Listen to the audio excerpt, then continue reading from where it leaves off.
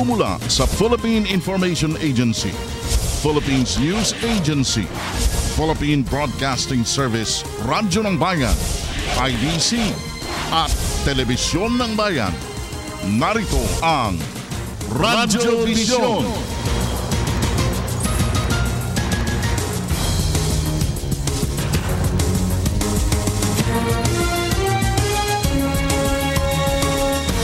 Isang magandang umaga Pilipinas, Luzon, Visayas, Mindanao at Mega Manila. Ngayon po mga kaibigan ay araw na ng Martes, September 6, 2016. Muling sumasa inyo ang Radyo Vision. Ako po si Alan Alianige. Good morning Sir Alan, good morning din po sa ating mga tagapakinig at nanonood ngayong umaga dito sa Radyo Vision. Sa loob po ng isang oras, samahan nyo kami na pag-usapan ang maiinit na issue dito sa ating bansa. Live kaming napapanood ngayon sa PTV4 at IBC 13. Live streaming naman po sa www.ptvnews.ph at maaari nyo rin pong i-download ang aming PBS Radio app o PBS Rap sa inyong mga App Store. At syempre mga kaibigan, maaari nyo rin kaming mapakinggan sa www.pbs.gov.ph at pag nagbukas na ho yung page na yan, pakiclick nyo lang yung buton ng Radyo ng Bayan dito sa Metro Manila. At mamaya po Sir Alan, makakasama muli natin si Audrey Gorseta live sa PTV4 Studio para sa kanya mga balita. Good morning Audrey. Good morning Audrey. Ayan. So nakakalungkot yung balita na nadagdagan na. Malungkot ka na naman? Yes. Bakit? Nakakalungkot kasi dumami Ako din, malungkot. nadagdag ng isa. Alin? Bakit? Ha? Ba't ka malungkot? Dahil malungkot ka. Yung sinasabi mo nga na mayroong isang additional na confirmed Yes. na Zika case dito sa atin sa Pilipinas. Although hindi ito life-threatening. Pero kasi ang hirap ng epekto nito lalo na sa birth defect. Like yung microcephaly, yung lumiliit po yung ulo ng mga baby. Lumiliit ang ulo ng mga baby. Oo. So, higit na pinag-iingat ng Department of Health ang mga kababayan natin na buntis, nagdadalang tao, yan, mga ganyan. Kasi pag sila yung tinamaan, ang epekto nito ay doon sa kanilang magiging anak. Yun nga yung binabanggit mo kanina na lumiliit yung ulo. At maaaring maka-apekto rin, of course, sa kakayahan ng bata, di ba? O sa kalagayan ng bata. Pero ang assurance ng Department of Health, everything is under control. Pero mahalaga rin ang pag-iingat ng bawat isa. Yung recent report is from Iloilo, 45 years old yung patient. And August 31, kinunan siya ng dugo at natagpuan doon sa RITM na positibo siya sa Zika virus. So ngayon, nagtataka or pinag-aaralan ngayon ng DOH na parang highly local transmission yung nangyari dito sa Zika. Ibig sabihin po, hindi po niya nakuha yun mula sa ibang bansa. Hindi galing sa labas ng bansa. Hindi galing sa labas, kundi galing mismo dito sa loob. Maaari na yung mga lamok doon ay merong sa Iloilo. May dala nitong virus na nagkakos ng Kasi Zika. yan ho ay galing din sa kagat ng lamok. In fact, ang binabanggit nga ng DOH ay galing din yan doon sa Aedes aegypti mosquito na nagiging dahilan din ng sakit na dengue. And yung chikungunya. Yan, chikungunya. Oo. So, dapat yung tignan ngayon. Ulit nga, sabihin mo nga ulit yan. Chikungunya. Yun. Maingat ako So, ang maaaring simptomas po nitong sakit na ito is yung paglagnat. Nagkakaroon ng lagnat. Yes. So, Tas tumataas merong yung temperature, skin lagnat. rashes. Yan, oo. At yung parang same din symptoms ng dengue. Nananakit yung mga kasukasuan, Yes. mga kalamnan, nagkakaroon ng lagnat, ayan, okay. Tapos, may makikita kayong mga rashes, yung binabanggit mo nga, akala mo, uy, ano ba to? Bungang araw lang ba to? Yung mga ganon. Opo, tama yan, Sir Alan. Yung pala, So yung ngayon, mga rashes na maaring sanhinga ng chikungunya tuloy. Zika virus. tumatak tuloy sa isip niyo po. So ngayon, kung locally transmission po itong Zika virus na ito, dapat po tayong mag-ingat. Isa po sa advice ng DOH sa ating pong lahat, yung gumamit tayo ng mosquito repellent. Mosquito repellent. Yes. Kung wala po tayong pambiling mosquito repellent, meron po tayong mga kadamitan na medyo mahaba. Sana po ay gamitin natin. Maglo-long gown ka palagi. Oo, hindi po long gown. Long sleeves, Ayan. yung mga pants, pajamas pag natutulog, hanggat maaari. And then, kung wala naman kayong ganong damit, dilinisin nyo na po yung kapaligiran nyo. Okay, meron ng ganong damit o wala. Mahalaga po na linisin natin yung ating paligid. Lalo na yung mga, kung umuulan-ulan, nagkakaroon ho ng imbak na tubig doon sa inyong mga lugar. Kahit na mga, una yung alulod, linisin. Maliban doon sa alulod, baka ho maraming nagkalat na mga bote, garapa doon sa inyong lugar, naiipunan ng tubig yan. Sabi nga, yung mga lumang gulong ng sasakyan.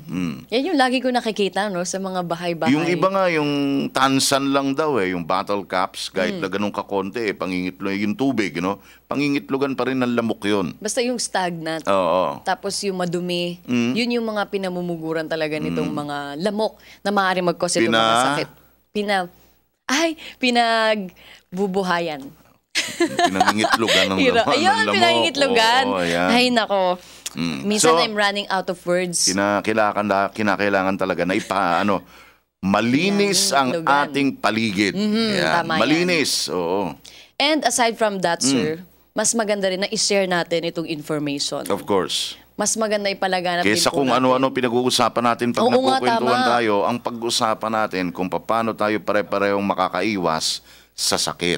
At kung may Yan. simptomas na po kayo nararamdaman, tulad po ng aming mga nabanggit, mas maganda po na magpatingin na kayo sa doktor. Huwag po Oo. tayo mag-self-medicine muna. Saka yung mga Hanggat kababayan maaari. natin, yung mga old-fashioned pa rin hanggang ngayon, kahit na may screen na ang bahay, yung iba, Oo nga. nag-aano pa rin. May lamok pa din. May kulambu pa rin, lalo na sa mga probinsya, di ba? Yun. So, kung mahalaga kahit may yun. screen, may lamok pa rin. Kasi isa pa po sa pinamumugaran, yung mga lababo nyo po, Mga lababo. yung lababo, di ba meron doon yung Oo. tagasan ng tubig? Minsan doon sila lumulusot pa di ba? Yung mga...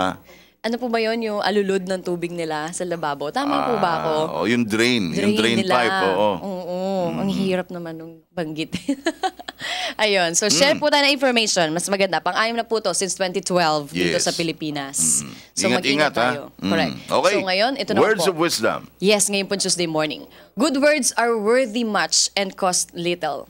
Ayun. Ang pagsasabi po ng mga mabuti ay mahalaga at walang kinakailangang gastusin. Oo nga, no. Tama po yun. Mula kay Ayun. George Herbert. Yan. Thank you, Tito George. Mm-hmm. Oo. Ayan. George Herbert. Okay. Explain. So, sige po. Good Sige. words are worthy much and cost little. Ako, gustong-gusto ko Are yung worth mga are much. worth much Oo. and cost little. Ayun, Ayan. may typo lang po. Lubhang kung tutusin mo, ang mga magagandang Salita. pagsasalita ay malaki ang halaga. Yun. Halimbawa, syempre, sa course ng conversation mo, pakikipag-usap mo sa isang tao, kung ang mga salitang namumutawi mula sa iyong mga labi Namumutawi. pawang mga magagandang pananalita. Ayan, Okay. di ba? No? Namumutawi. Napakahalaga niyan. Ititreasure yan nung kausap mo. Ha? Iba ang dating sa kanya niya ng mga salitang ganyan. Maaring ma-inspire siya, matuwa siya. Pero kung tutusin, wala namang cost yun eh. It will not cost you anything. Pero ang dating nun dun sa kausap mo, iba, matindi. No? Like, kunwari, ang pogi mo, Sir Alan, o... Bola na yun. Pagka iba ganon. pa yun. Oo. Sa akin naman Pero thank po. you rin kahit bola. Hindi po, Salamat. totoo po Oo. yun. So, sa akin naman po, good words are worth much. Ako Oo. sa akin talaga, ang isang example dito, yung mga encourager. Oo. Yung may mga words of encouragement. Kaya mo yan, kaya mo yan. Yung mga Oo, ganon, tapos di ba? yung marunong Oo. mag-praise. Oo. Kasi may makaramihan sa atin, medyo hirap mag-praise sa kapwa. Ganon. Like, kunwari, ang galing mo, good job. Oo. Hindi, minsan kahit yung boss mo, walang ganon, mahirap naman yun. So, mas maganda po na may ganon tayong kaugalian para mas napupush natin forward Parang yung may pinaghuhugutan na naman si Sarina. Hindi, wala po. And cost little. Kahit sa mga anak niyo po, di ba? Hindi, papansinin mo siya, ang galing mo sa school. Ay, ako very good. generous pagdating sa ganyan. Oo. Tapos walang bayad. Kumbaga, tas hindi ka pa mag-effort ng sobrang pagod para lang gawin to. Kundi bubukan nyo lang po yung bibig nyo. Ganon. I-encourage nyo yung tao. Sasabihan nyo na maganda. Ay, napaka-okay na po Yan. ng araw namin nun. Oo. Namin talaga. Di ba? Totoo naman yan eh. Oo. Alam niyo, minsan yung mga salita, mas masakit pa raw yan eh. Kesa dun sa emotions. No? O mas positibo ang dating niyan Dating, yes. kung maganda ang pagkakasabi kesa doon sa physical na sakit. Halimbawa, masakit ang ulo mo, no? Masama ang pakiramdam mo, pero yung epekto na dala ng salita sa isang tao mas matindi. Correct. Actually, makakapag-bright po kayo ng isang araw kapag nagsalita kayo naman sa isang kapwa. Kunyari, isa na po yung kasamahan nyo na lugmok na sa trabaho. Talagang tas bigla lugmok, kayo nakasama. Lugmok sa trabaho. Or sobrang lungkot. Tas nakausap ka na napaka-positibo Lalong mong tao. lumungkot. Hindi naman. Positibo. Lalo talaga lumungkot. Ma-uplift ang kanyang spirits. Opo. So, kakausapin ko siya. Then, i-ano natin siya. Ipe-praise natin siya. Tapos, ayun. So, masaya na po siya nun. Okay. Makakapag-bright na tayo ng araw. 11 minutes na, mga kaibigan. Makalipas ang 6:00 ng umaga. Bright na nga ang araw sa labas. Ayun, no? Dahil sa ating words of wisdom. Okay. Okay, puntahan na po natin live sa PTV4 studio si Audrey Goriseta para sa kanyang mga balita ngayong umaga. Good morning, Audrey.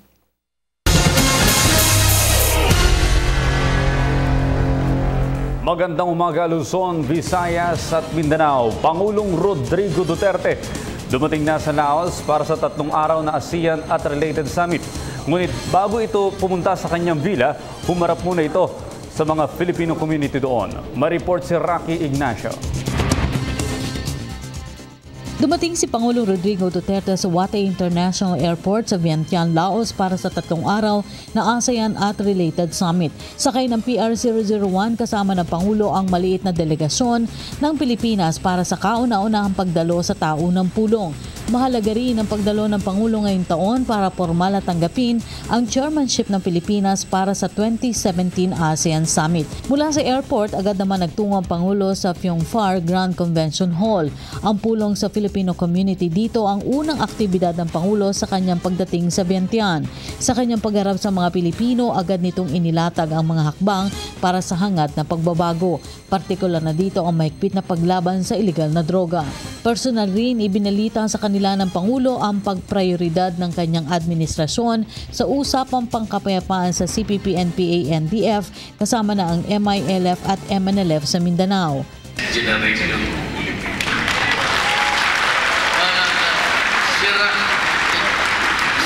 ating balat. It will continue and continue. If I do not interdict, kung hindi ko parahin ito, ngayon, nabalikan. Binigyan din rin nito ang pagtiyak na maisulong ang interes ng mga Pilipino sa pakikipag-usap niya sa iba pang mga global leaders. Ipinaabot naman ng mga Pilipino sa Laos ang kanilang suporta sa Pangulo para sa tagumpay ng mga adhikaing tunay na mapabuti ang kalagayan ng Pilipinas. Para sa PTV News, Rocky Ignacio, Vientiane, Laos.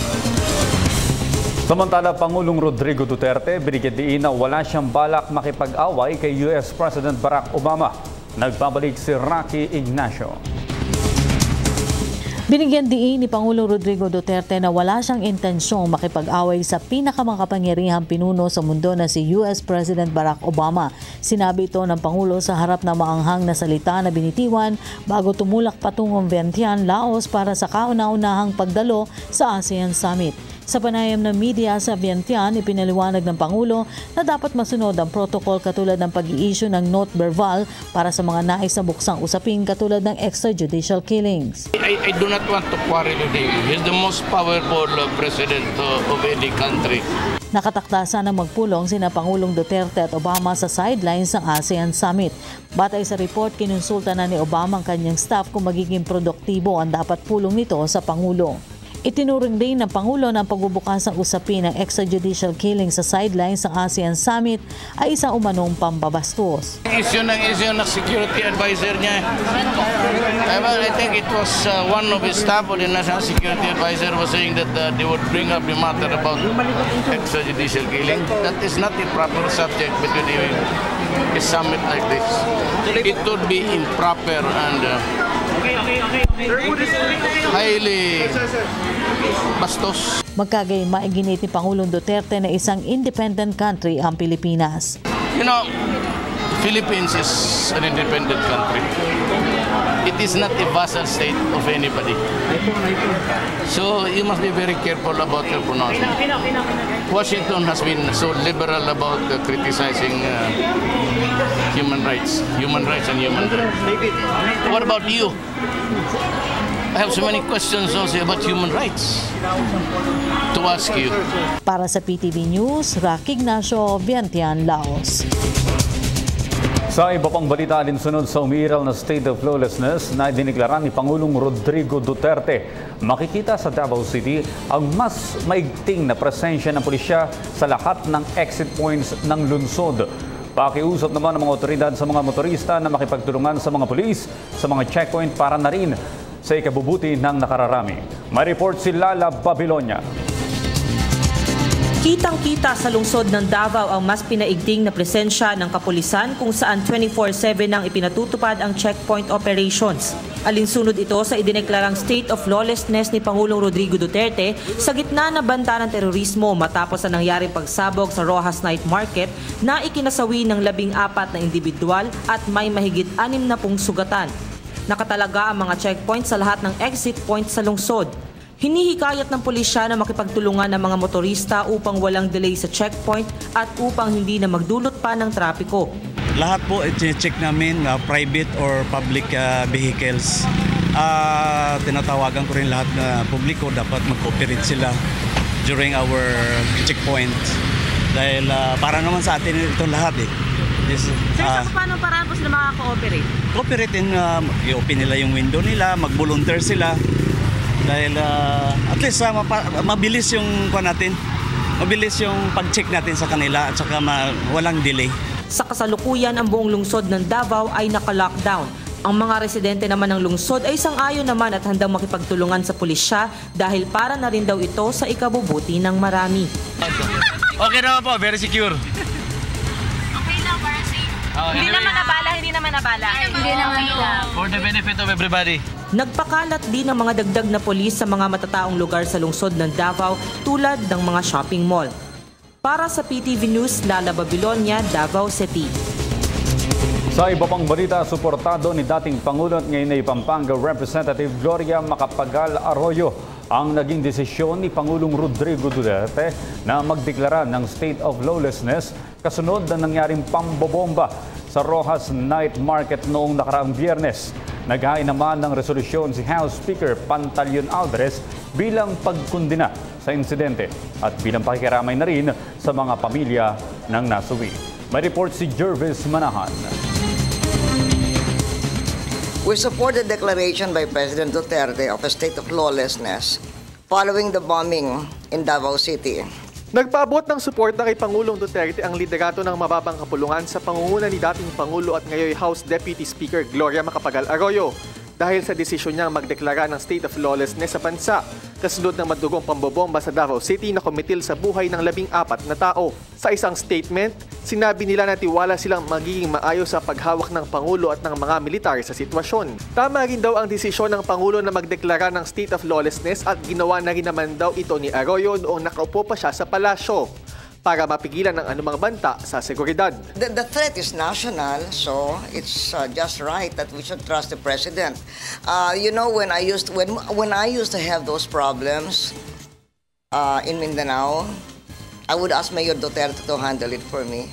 The purpose of declaring the national state of lawlessness violence is to prevent acts of terrorism being spread out the whole country. Bago na ihalal bilang Pangulo, naglingkod si Duterte na peace and order advisor ni Arroyo noon, lalo na sa mga issue ng kidnapping at drugs. Sa katunayan, malaki raw ang naitulong ni Duterte kay dating Pangulong Arroyo tuwing nagkakaroon ng gulo sa Mindanao noong panahon ng kanyang panunungkulan. Kaya tiwala raw si Arroyo sa kapasidad ng kasalukuyang Pangulo. President Duterte is a much stronger leader than I am, so if I could handle them, he can handle them even better.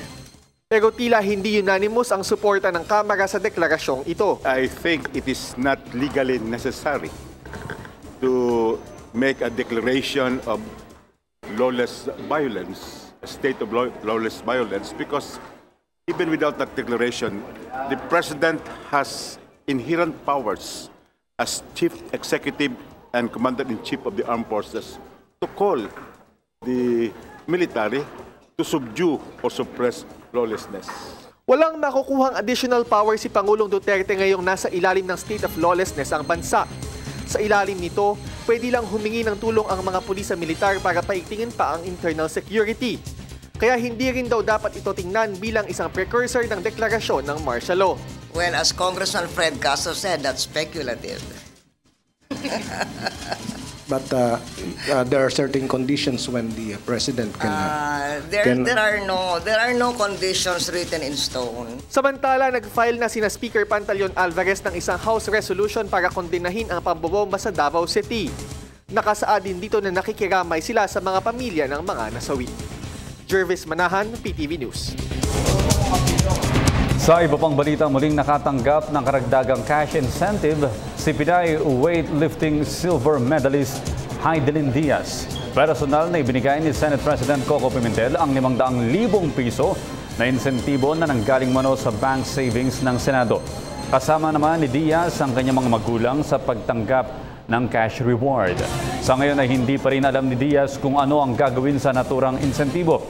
Kaya itatabi na lamang muna raw niya ito para sa hinaharap. Una nang nakatanggap si Diaz ng 5 milyong piso mula sa pamahalaan, 2 milyong piso mula kay Pangulong Rodrigo Duterte at 500,000 piso mula sa lokal na pamahalaan ng Zamboanga dahil sa kanyang pagkakapanalo sa 2016 Rio Olympics. Samantala, sinanay ng Department of Health at ng Philippine Coast Guard ang mga tour guide sa Palawan hinggil sa water safety at rescue procedures. Ayon sa Coast Guard, mahalaga ang madalas na pagsasanay sa mga tour guide lalo pat pabago-bago ang lagay ng mga karagatan dahil na rin sa climate change. May report si George Bandola.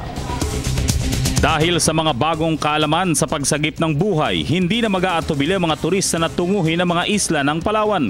Lalo pat pinangungunahan mismo ng Department of Health at ng Philippine Coast Guard ang pagsasanay ng mga local tour guide para sa water safety and rescue procedures.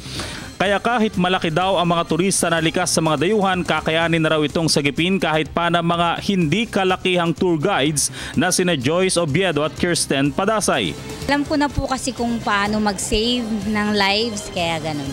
Ano po yung mga natutunan nyo bukod sa pagligtas ng mga nalulunod? Magano din po, tinuruan din kami mag BLS, yung basic life support.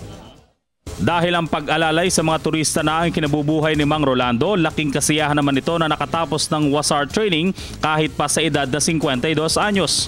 Bago dumating nag-prepare po talaga ako para sa training. Sabi ko, kakayanin ko, isa naman pong sekreto rin yung dapat walang bisyo. Wala po akong bisyo, garilyon din, nag-inom. Ayon sa Philippine Coast Guard, nagbabago ang hamon ng tubig dahil sa climate change, kaya pilit na binabago ng mga ito ang mga pagsasanay para sa pagsagip ng buhay. Ine-evaluate namin yung mga previous trainings, then we're sitting on it. So yung pinakamagagandang approaches, yun na lang ang kinikerry namin, and we welcome yung mga bago namin natututunan as we go around this country. Si Dr. Romel Lisa ng DOH Environmental Health Chief ng Mimaropa ang nanguna sa pagkilala at paggawad ng mga parangal sa mga nagtapos sa water safety and rescue training. Mula sa Palawan, para sa PTV News, George Bandola.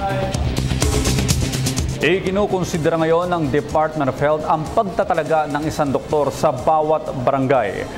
Alamin natin yan sa report ni Sweden Velado. Malugod na ibinahagi ni Department of Health Secretary Pauline Jean Obial ang kabuuan ng kanilang naging pagbisita sa Cuba para makita at mapag-aralan ang kanilang healthcare system nitong 23 hanggang 26 ng Agosto. We went to their various health facilities like of course, the Ministry of Health, the Family Physician's Office.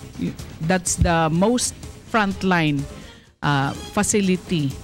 And the Polyclinic, which is a multidisciplinary, multifunctional outpatient clinic, and their hospitals.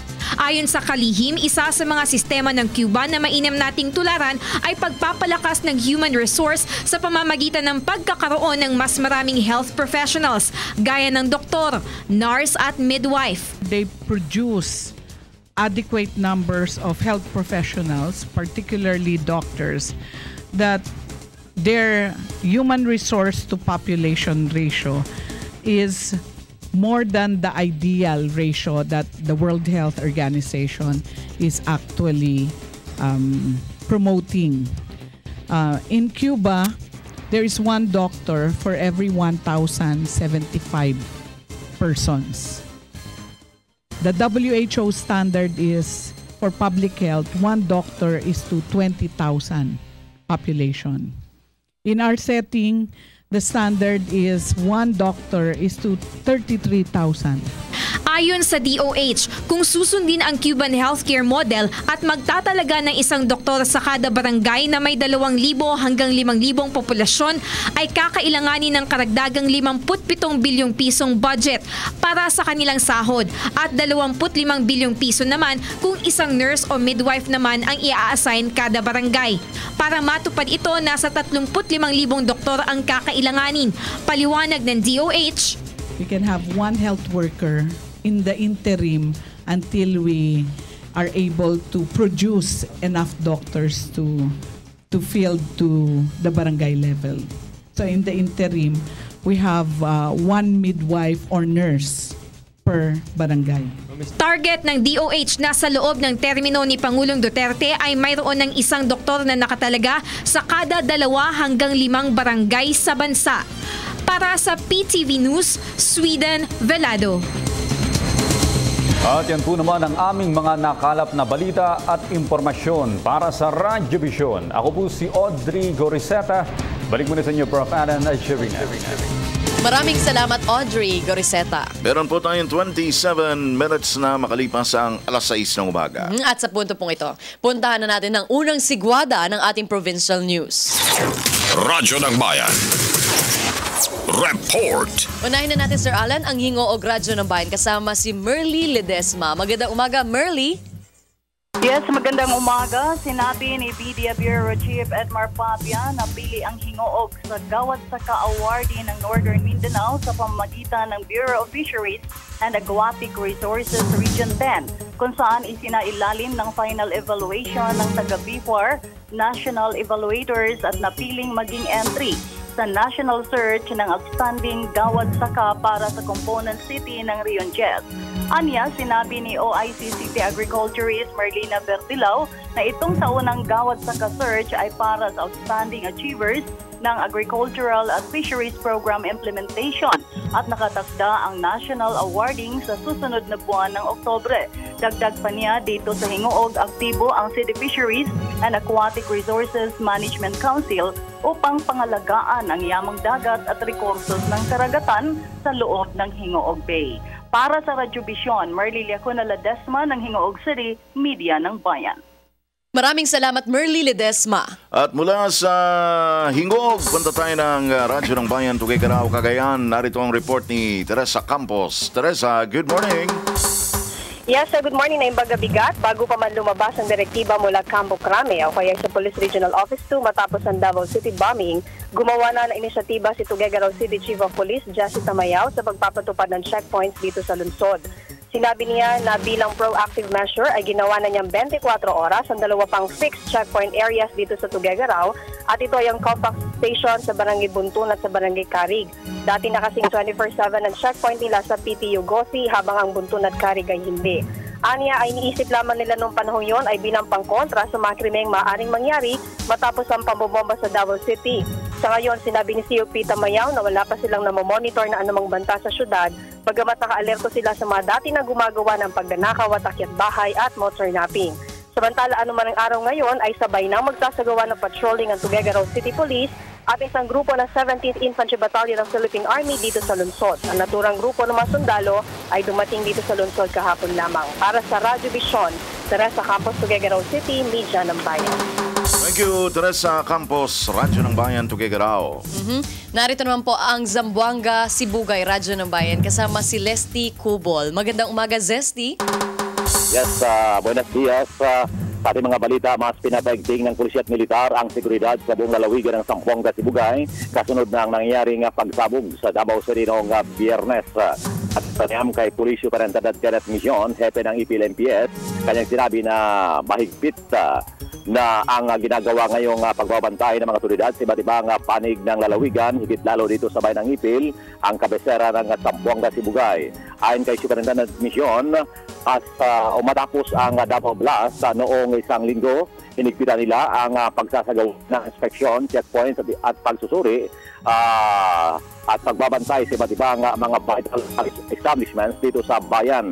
Pinag-ibayo rin anya nila ang police visibility at intelligence operations sa iba't ibang mga lugar dito sa bayan at lalawigan. Sinabi ni Mission na ka-heightened alert ang buong pwersa ng pulisya at militar dito sa lalawigan kasunod ng pamubomba sa Davao City at banta ng Abu Sayyaf na magsasagawa ng series of bombing sa lungsod ng Zamboanga, sa Pagadian City at dito sa bayan ng Ipil. Inamin ng opisyal na bago naganap ang Davao Blast noong Biyernes, may natanggap yung silang text message na may mangyaring pagsabog dito sa bayan ng Ipil, sa Zamboanga City at sa Pagadian City.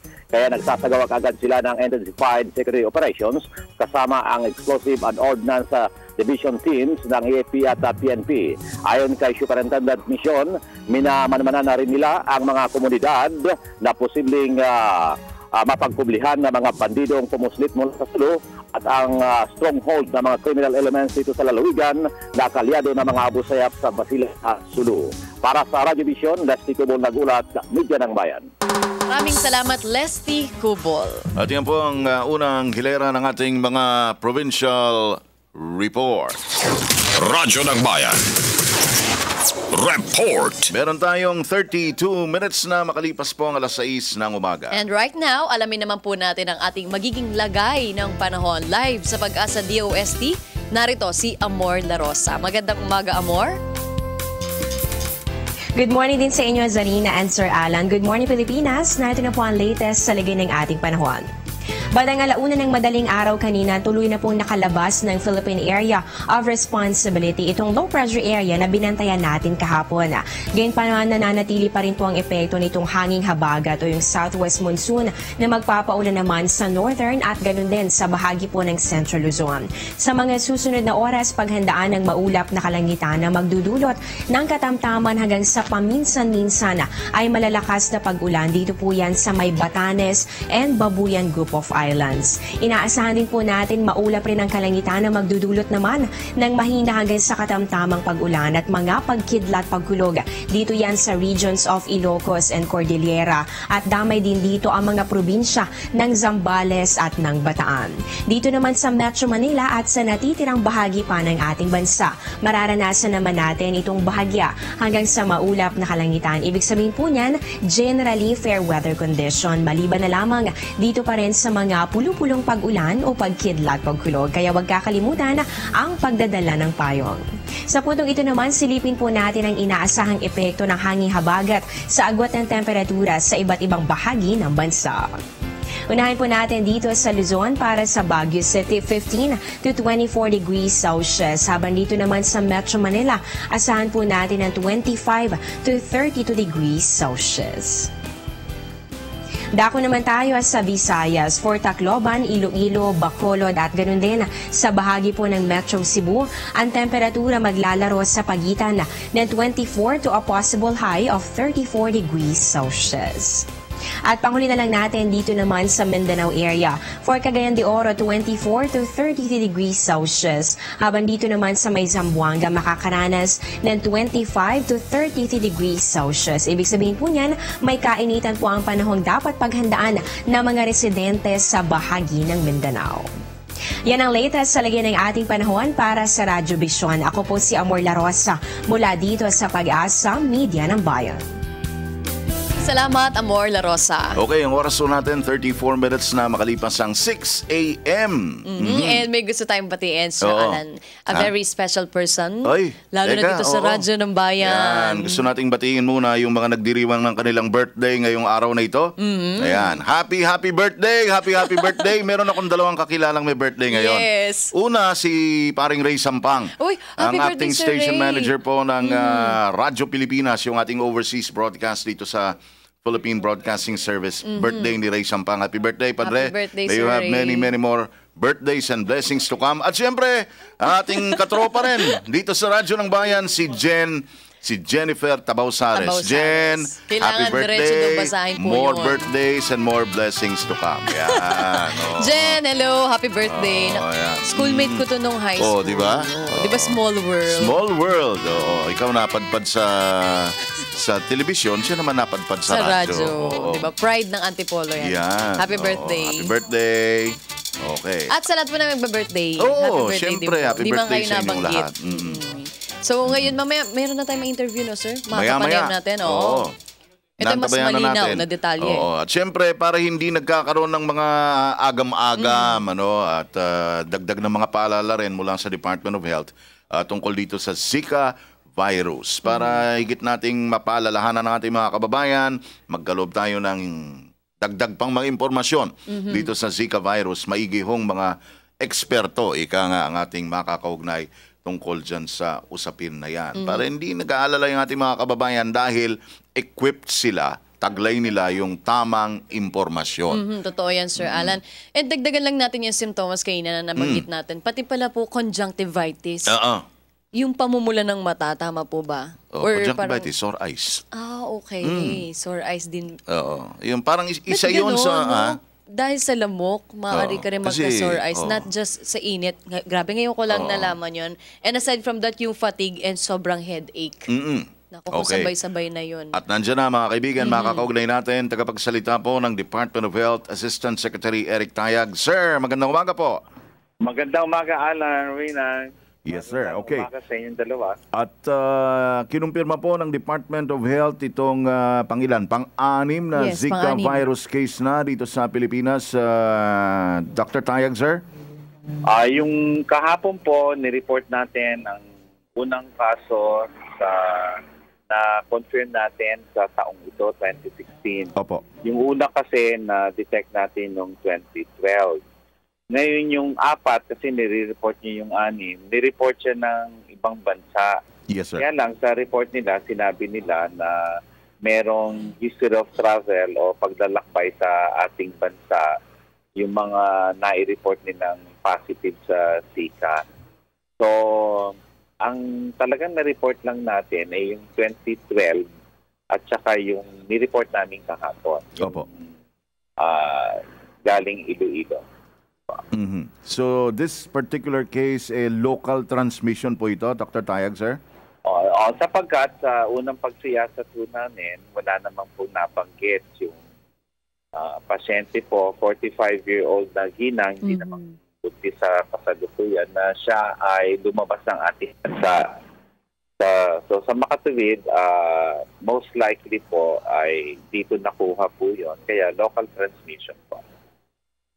Sir Tayag, sorry po, nasa na po yung pasyenteng ito mula sa Iloilo? Nasa bahay na siya. She is fully recovering. Kasi ang Zika naman, very mild siya.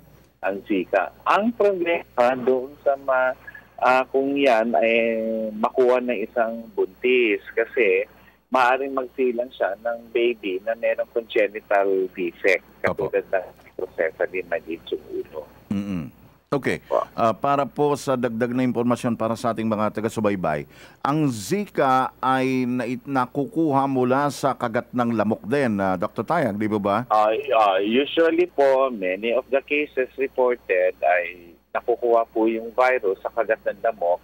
The same mosquito that transmits dengue at chikungunya, mga yung virus siya. Aedes aegypti. Aedes aegypti. Subalit, may mga na-report na pwede siya sa mother-to-child transmission at number 2, sexual transmission. So sir, kunwari, may Zika itong 45 years old from Iloilo. Yung mga nakasalamuha niya, paano po yun? Maaari ba silang mahawa? Walang person-to-person contact transmission ng Zika. Kailangan makagat ka ng lamok na merong Zika. That's why ang advice namin, umiwas tayo makagat ng lamok. So, number 1, yung kapaligiran natin, hanapin natin yung maaaring pamugaan ng lamok. Ano alam natin? Nandun sila sa clean, stagnant water. So, kung pwedeng lagyan ng lupa yun, takpan, parang sa ganun, walang dumapon na lamok doon. Kaya naman, iwasan natin huwag makagat. So, may screen yung bahay. Yung may air condition, kaya na hindi naman lahat pwede mag-air condition. Mahabang manggas, o kaya magpahid ng insect repellent. Dalawang magagawa kasi nito pag may insect repellent tayo. Halimbawa, una, kung hindi ka pa infected, hindi ka magkakaroon ng Zika. Ngayon, kung ikaw ay infected, kasi hindi mo alam, infected ka pala. So, hindi ka makakagat ng damok at dadalhin yun sa ibang tao na maaaring kagatin. So, dalawang protection natin. Opo, okay. May mga nagtatanong po, Dr. Tayag, kasi nadidinig nga nila palagi itong Zika infection, Zika virus. What exactly does it do to the body? Ano yung inaatake niya sa katawan ng tao, Dr. Tayag, sir? Una, sa ordinaryong tao, magkakaroon lang tayo ng skin rash. At tayo ay magkakaroon ng joint pains, muscle pains, kung minsan may lagnat. Yung iba nagre-report na may diarrhea. Yung iba naman parang pagod na pagod. Ang hindi maganda sa Zika virus na natuklasan ngayon ay naapektuhan yung development ng baby, yung fetus. So, inaatake nito yung mga brain cells. Kaya ayun, nagkakaroon ng congenital defect. May iba pang nire-report na pwede ka magkaroon ng form ng paralysis na kung tawagin Guillain-Barré syndrome. Paralysis? Paralysis, Guillain-Barré syndrome. So yan, nire-report din po nila yan. So aling... Pero kung ikaw ay nakagat lang, very mild lang yun. Mild, So kumbaga hindi in normal cases hindi naman siya may tuturing na fatal, ganun po. Opo. Okay. Wala po talaga. Kaya lang nagiging serious to at diniklara nga yan ng WHO na public health emergency of international concern. Yes. Kasi nga doon sa mga baby na nagkaroon ng congenital defect. Opo. Okay. May nabanggit kayo, sir, na it may also cause paralysis, isang uri ng paralysis. Saang aspeto po na nararamdaman o nagmamanifest itong paralysis na ito, sir? Sa mga limbs po natin, so yan po ay ascending paralysis. Akala mo nagkaroon ka ng polio, hindi ka makalakad. Opo, ganyan. At tapos hindi mo na magalaw yung braso mo, yung kamay mo. Ascending po yan mula dito sa binte, pataas po yan. So yan naman po ay very rare complication ng Zika, subalit kailangan pansinin din yan. So sa ngayon po, karamihan ay skin rash at saka joint pain. So right now, paano natin tinitreat yung mga maaaring magpositibo pa dito sa Zika virus? Okay, ang rekomendasyon ay kumilagnat, uminom ng paracetamol, hydration kasi pag mataas yung lagnat, pag minsan nadi-dehydrate. Kung yung skin rash, kasi kung minsan makati yun, pwedeng painumin ng antihistamine. Otherwise, wala naman dapat ikabala. Pero ang pinaka-importante ron, kailangan maglagay ng insect repellent para sa ganon ay hindi maikalat sa iba pag kinagat ka ng Sir, and then you will be sending teams dun po sa Iloilo City to check yung area and also yung others na maaaring ma-infect din itong Zika virus. Tama po ba, sir? Tama yan. Yung they left first flight kanina for Iloilo kasi titingnan yung sitwasyon doon kung meron pang mga iba pang kaso na baka hindi pa na-report. At doon sa lugar, nakipag-coordinate na kami sa pamahalaan lokal ng Iloilo. Paano sa ganun, magsasagawa sila ng malawakan search and destroy. At kung kailangan, magkakaroon sila ng fogging operations. Sir, alam mo, nagka-outbreak din sa Singapore. Tama po ba, ASEC? So ngayon po ba mahigpit po ba yung ating pagbabantay, lalo na sa mga pumapasok mula sa Singapore, sir? Una, wala tayong travel restriction. Paalala namin, kahit sino po na papasok sa ating bansa, kababayan man natin yan, o taga-ibang bansa, na galing sa mga lugar na maaaring apektado ng Zika, kailangan magpatingin po sila sa government health facility, lalo na kung meron silang napansing pananakit ng kasukasuan. At nakalimutan kong banggitin nga pala, meron silang red eyes, wala namang muta, conjunctivitis, parang sore eyes, kaya na walang muta. So karaniwan yun ng mga nakikita sa mga pasyente. Ayun. Oo, Okay. kasi, iba yung sore eyes, yung may pagmumuta at masakit. Ito, namumulay yung mata pero walang pagmumuta. Okay. Dr. Tayag, we'd like to take this opportunity na rin para makibalita, hingi ng update from the Department of Health. Of course, pag ganitong panayang ulan, sinasabing mas madalas dumadami yung mga areas na pangitlugan ng lamok. Kumusta po ang monitoring ninyo, Dr. Tayag, sir, sa mga dengue cases naman in various parts of the country, sir? Alam mo, isang buwan na nagbibigay ng ulat ang aming kalihim, Secretary Ubial. Yes, sir. Sapagkat medyo marami-rami ang mga kasong nare-report sa atin po pagkatungkol sa dengue. Katunayan, lumampas na sa 100,000 at maraming lugar ang nababalitaan namin na napupuno na yung mga ospital. Sa mga lugar na to, ang aming kalihim ay nagsabi na yung mga ospital ay dapat merong dengue fast lane o express lane. Opo. Para na sa ganon, antimano matignan kagad ng pasyente at makapagdesisyon kung pwede pa sa bahay lang yan. Kasi hindi naman lahat kailangan ma-ospital. Opo. At ibukod yung ibang kailangan ma-ospital. Para sa kaalaman po ng lahat, sapagkat may pantal din yung dengue, pag nagpa-test ho kami, sinasama na ho namin yung Zika pagka minsan. Kung Zika naman, sinasama na namin yung dengue. Ayun, okay. Sa chikungunya? Sorry, maisingit ko lang. Paano naman po, sir, yung sa chikungunya? Meron pa rin po ba tayong cases nito?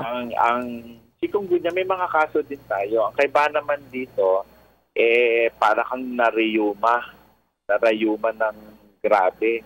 Sapagkat yung mga kaso, halos hindi ka makalakad. Ito naman ang kaiba ng chikungunya. At matagal bago maalis yung mga pananakit sa kasukasuan. So, yun naman ang kaibahan. So, yung dengue, fever, skin rash, may pagdugo, chikungunya, pananakit ng mga kasukasuan. Joint pains. Oo, joint pain. Severe talaga yun. Talagang hindi ka makabangon Parang talagang, hindi mo magalaw yung mga, yung joints mo. Tapos ang Zika naman, very mild.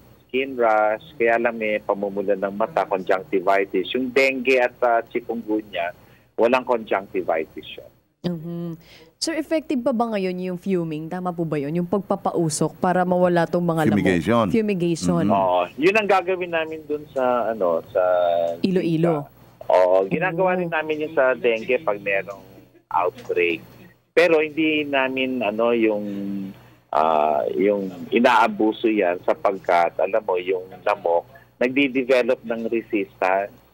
Kaya hanggat maaari, ayaw namin magkaroon ng fogging na lang ng basta-basta. Pinag-aaralan muna namin yung sitwasyon kung talagang kailangan. Para na sa ganon, kung kailangan may fogging, effective pa yung gagamitin nating insecticide spray. Kasi kung resistance na, di bali malaling yun.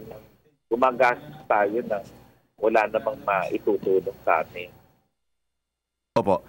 Isang huling puntos po. Binanggit niyo yung fumigation, hindi dapat basta-basta nagsasagawa ng fumigation yung mga kababayan natin. Dapat may tamang supervision, Dr. Tayag, di po ba? Oo, kasi may training po yan Kasi tinitingnan natin kung anong direksyon ng hangin. Pangalawa, hinahanda natin yung lugar. Hindi naman pwede magpausok tayo. Basta-basta lang. Labas lang ng bahay. Talaga papasukin yung bahay. Yung iba, ayaw pumayag na pumasok sa bahay. Di may lamok pa rin kayo. Yun, opo. Lalo na may asthma. Oo. Tapos pinaalis pa yung mga tao. Kung hindi masisiguro yung security nila, baka mawala sila ng gamit, gano'n. Kaya yan talagang preparasyon yan. Hindi siya basta yung pupunta ka ron, pupugahan mo ng uso. Opo. Kasi baka makasama rin yan sa kalusugan ng mga mehika, ng mga bata, buntis, ng matatanda. Yan, may preparasyon po. Yan. Nabanggit din ni Sir na meron daw mga nawawalang gamit na lang bigla. Tama po ba, Sir? At pwedeng ganun po kasi baka may nagpapanggap pa rin na kasama doon sa team. O kaya yan, hinahanda talaga. So yung mga barangay tanod, talagang naka-ready yan. Parang kulang na lang parang evacuation muna. Opo. Alis muna sila doon na mga 30 minutes to 1 hour bago sila bumalik sa bahay. Ayun. Okay. Nako, Dr. Tayag, sir, salamat po ng marami for this opportunity at marami ho tayong mga kaalaman, impormasyon na naiparating sa ating mga taga-subaybay. Salamat po ng marami, sir. Salamat. Sa ulitin po. Thank you, sir. Good morning, mga kaibigan. Tagapagsalita ng Department of Health, si Dr. Eric Tayag. Pati ba naman yung fumigation o yung pagpapausok sinasamantala ng ating mga kababayan, ano? Pag nawawala daw bigla yung gamit pag naglabasa ng bahay, yung iba, pumapasok ng bahay. Pero ibang pakay, di ba? So dahil ang daming usok, walang makakakita. So kuha na lang ng kuha ng gamit. Naku, ano ba naman yun? Mga kaibigan, meron tayong 51 minutes na makalipas po ang alas 6 ng umaga. At sa punto pong ito, puntahan natin ang ikalawang sigwada ng ating provincial news. Radyo ng Bayan. Report. Narito na po ang Tayog Radyo ng Bayan kasama si Leslie Hemino. Magandang umaga, Leslie. Maraming salamat po. Patuloy ang isinasagawang bloodletting activity sa mga nasasakupang lugar ng Red Cross Ordaneta. Ayon ito sa pahayag sa Radyo ng Bayan ni Mar Oria na isa sa volunteer. Nabatid na noong September 2 ay nagsagawa sila sa Pangasinan State University campus sa bayan ng Santa Maria ng isang bloodletting activity. Meron din anyang nakatakda nitong araw ng bukas, September 7, sa BIR Ordaneta. Sa BMS, September 9, sa local government unit ng Balungao at Alcala National High School. Ayon kay Oria, may nakatakdang bloodletting activity sa September 15 sa Pangasinan State University Asingan Campus at September 24 sa Ordaneta City National High School.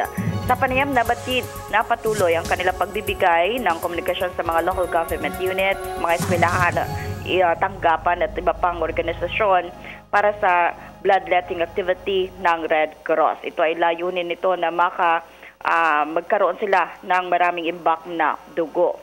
Ayon kay Oria, ang Red Cross Ordaneta ay may 46 screen blood type O, 18 blood type A, 20 units ng blood type B at 6 na units ng blood type AB. Para sa Radyo Vision, ito si Leslie Amino ng DWRS Tayog Pangasinan, nag-uulat. Maraming salamat, Leslie Hemino. Mula sa Tayog, Pangasinan, punta tayo sa isa sa mga paboritong pasyalan ng mga Pilipino at ng mga dayuhan, Palawan. Sa Radyo ng Bayan, Palawan, narito ang report ni Goody Sarsagat. Goody, good morning. Good morning, Sir Alan. Nasagip ng pinagsanib na puwersa ng Palawan Provincial Police Office, Intelligence Branch, Batarasa Municipal Police at Municipal Social Welfare and Development ang 23 mga kababaihan na biktima umano ng human trafficking. Ikinasa ang operasyon kamakalo ng hapon sa Barangay Rituba, Batarasa, Palawan matapos na makatanggap ang Provincial PNP ng report hinggil sa planong pagpupuslit ng mga kababaihang patungo umanong Malaysia. Ayon kay Police Inspector Rico Ramos, spokesperson ng Palawan PNP, galing sa kamay nilaan ang mga biktima na idinaan sa Puerto Princesa Airport at ilulusot sana sa backdoor sa Rituba para madala patungong bansang Malaysia. Nabatid naman na nirecruit ang mga ito sa pamamagitan na rin ng internet at pinangakuan ng malaking sahod at magandang trabaho sa kalapit na bansa. Napag-alaman pa na sa 19 na taong gulang ang pinakabata at 40 taong gulang naman ang pinakamatanda sa mga na-rescuing biktima. Sa kasalukuyan, nasa pangangalaga na ng mga otoridad ang mga biktima para sa kaukulang disposisyon. Para sa Radyo Vision, mula DWRM, Radyo ng Bayan, ako si Goody Sarsagat, Palawan, Media ng Bayan. Thank you so much, Goody Sarsagat mula sa Radyo ng Bayan, Palawan. Radyo ng Bayan. Report. At yan po ang ikalawang sigwada ng ating mga provincial reports. Sir, nabanggit kayo na ni Sir Tayag na nakaalis na pala kanina itong mga team na pinadala nila para po tignan yung lugar sa Iloilo.